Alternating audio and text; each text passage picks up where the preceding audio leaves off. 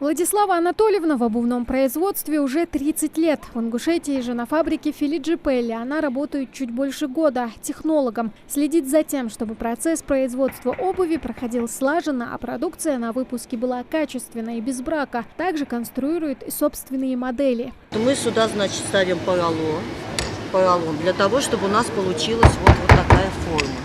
Но чтобы она была выпуклая, мы должны здесь укрепить вот этой деталью. Да? Ее, значит, приклеить, потом разгладить. Покажи, как мы разглаживаем. Ее окладить молотком. Это производство полного цикла от раскроя до готовой продукции. На каждом этапе свои тонкости. Сначала мастер производства работает с лекалами. Раскрой, первичная обработка и подготовка моделей. Дальше процессы более автоматизированы, но под острым глазом Владиславы Иовашвили. Я сама создаю. Естественно, я знаю все выходы, ходы, где нужно сделать первичную строчку, где вторичную строчку.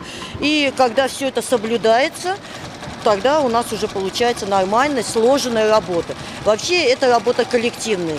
Я не могу сказать, что вот все я делаю.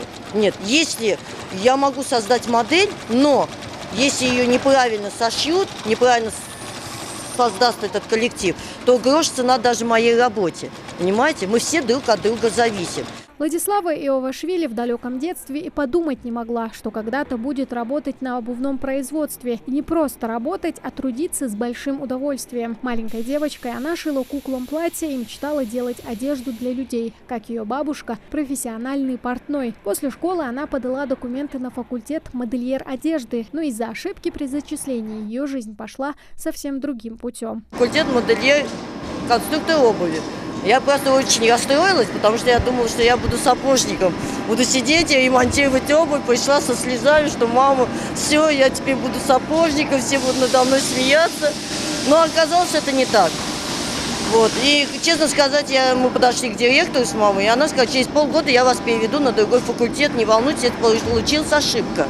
Ну, когда я полгода отучилась, честно сказать, я вот сказала, не хочу никуда переводиться, вот так мне понравилось, потому что думала, что одежду я могу шить, а вот обувь как делать, это надо научиться. И с годами уже, знаете, все так закрепилось, и интересно, и это очень интересная профессия, она даже необычная. Владислава об этой ошибке не жалеет. В своей профессии она отдала всю жизнь. Учебу в университете совмещала с работой на второй обувной фабрике в Баку. Позже открывала свой цех. Успела побыть не только технологом, но и модельером-конструктором. Как в родном Азербайджане, так и в России. Мы начали работать, подняли производство, но потом немножко, как всегда, что-то пошло не так. Я поехала в Москву, работала в Москве. Тоже в центре города, на Павелецкой, мы делали обувь для особых клиентов, заказчиков, там Балуев, там Малахов, я разрабатывала вот эти модели, мы там отшивали, тоже очень было интересно. Но потом поступило предложение поехать в Нижний Новгород, там я работала в фирме Санта-НН, это мы делали военную обувь. И, честно сказать, думала, что уже я там останусь. Но после того, как поступило предложение отправиться работать технологом в Ингушетию, Владислава согласилась. Фабрика только открылась в регионе, и ей пришлось вместе с остальными налаживать производство. Все, что происходит, это все не просто так. Я, конечно, не жалею нисколько, потому что здесь у меня хорошая позиция. Это раз. Во-вторых, замечательные люди, отзывчивые, теплые. Ну, такие, знаете, домашние, я не знаю, да, вот я здесь работаю, мне очень нравится здесь находиться. Хороший климат, ближе все-таки к Азербайджану, иначе не зря меня сюда тянуло. Владислава Анатольевна про себя говорит, что без профессии себя не видит, а коллег называет своей большой семьей. Под ее руководством и контролем сейчас трудится несколько десятков человек. Владислава Анатольевна, руководитель, женщина очень хорошая, опытная.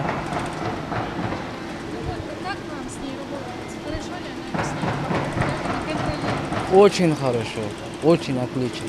Человек, она вежливая, да, понимает работу, опыт у нее очень хороший, объясняет ребятам, да, очень хорошо подходит к человеку.